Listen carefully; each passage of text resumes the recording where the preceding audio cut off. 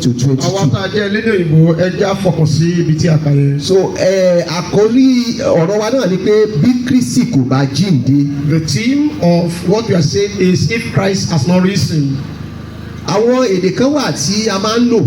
There are some language we use. Pé tí nǹkan kò bá ṣẹlẹ̀. That if something has not happened. Pé àdìgbìn pé nǹkan báyìí rí báyìí. Assuming so thing is like this. The assumption a lè pè ní àwọn òyìnbó máa ń pè ní supposition. Then the English people call it supposition. Pé tí nǹkan báyìí ò bá rí báyìí. If something has not been like this. Ìbá má ṣe pé Olúwa wà pẹ̀lú mi. Assuming Christ was not with me. Kí ni ìbá máa sọ? What would have been happened? À ń wò pé tí nǹkan tó bá lọ yí sí òdì kejì kí ni ìbá jẹ́? Thinking if otherwise happened, what would have happened? It couldn't have been otherwise. Pé kò gbọdọ̀ já sí ọ̀nà kejì. It couldn't have come to the other side. So bí Kristi kò bá jíǹde. Assuming Christ did not rise. Ẹ jẹ́ ká tiẹ̀ jókòó jókòó. Let's even sit and meditate on that. Tí Jésù bá jíǹde. Assuming Christ did not risen.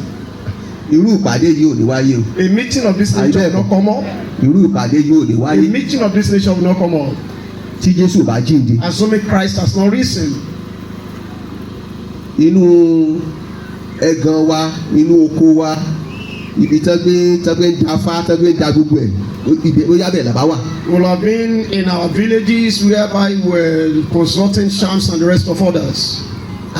Bí Jésù kò bá jíǹde. If Christ has not risen. Paul kọ èpèsílì yìí sí àwọn ará Kọ́ríńtì. Paul wrote this epistle to the Corinthians. Torí pé láàrin wọn àwọn kan dìde. Because in their midst some arose. Tí wọ́n sọ pé àjíǹde kò sí. And they were saying there is no resurrection. A rí i pé ní àárín àwọn Júù.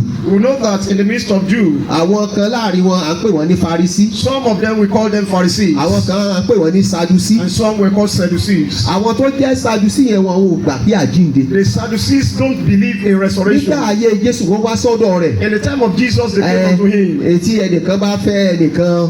If somebody married a wife and he died. Ó wá fẹ́ ìkíní ó fẹ́ kejì ó fẹ́ kẹta ó fẹ́ kẹrin. The other brother married the same wife. Lájínde ta ni ó wá jẹ́ ọkọ rẹ̀. And the time of resurrection is going to be the husband. Àwọn Sadusí tí ọ̀gbà pé àjíǹde wà. These are the Sadducees that never believe there is resurrection. Ó wá yanilẹ́nu pé lẹ́yìn láàrin àwọn kìrìsìtẹ́nì náà la tún rí àwọn kan tó tún ní kò sí àjíǹde. So surprising that in the midst of the Christians some don't believe in resurrection. Paul wá kọ lẹ́tà yìí sí wọn. Paul now wrote this letter to them. Láti jẹ́ kí wọ́n mọ̀ pé. In order to let them understand. Àjíǹde wà. That there is resurrection. Paul sọ nínú lẹ́tà rẹ̀. Paul was saying in his letter. Kí ni tí ò bá sí àjíǹde? Assuming there is no resurrection. Ìwàásù wa kí ló wá jámọ́? Our message will have been nothing. Ìgbàgbọ́ wa kí ló jámọ́? Our faith will have been nothing. Àwọn èèyàn tó sùn wọ́n ti ṣègbé nìyẹn. People that have died then they are gone forever. A mọ̀ pé àjíǹde wà. We know there is resurrection. Kí ni à ń pè ní àjíǹde? What is resurrection? Ọ̀pọ̀lọpọ̀ èèyàn nínú Bíbélì la rí pé wọ́n gbádùn iṣẹ́ ìránṣẹ́ pé kán jí kúrò nínú òkú. Many in the Bible believe in the message of resurrection. Àwọn ọ̀pọ̀lọpọ̀ they enjoy the ministry of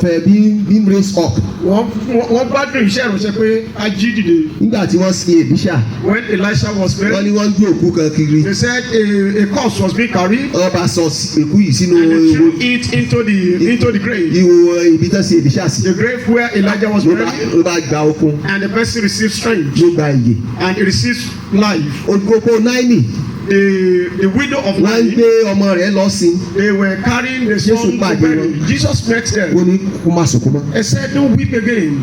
Jésù lọ sí ọ̀dọ̀ ilé Lásárù. Jesus went to the house of Lazarus. Lásárù ti kú fún ọjọ́ mẹ́rin. Lazarus has died for over 4 days. Maria ni a yóò jíǹde ní ìgbẹ̀yìn ọjọ́.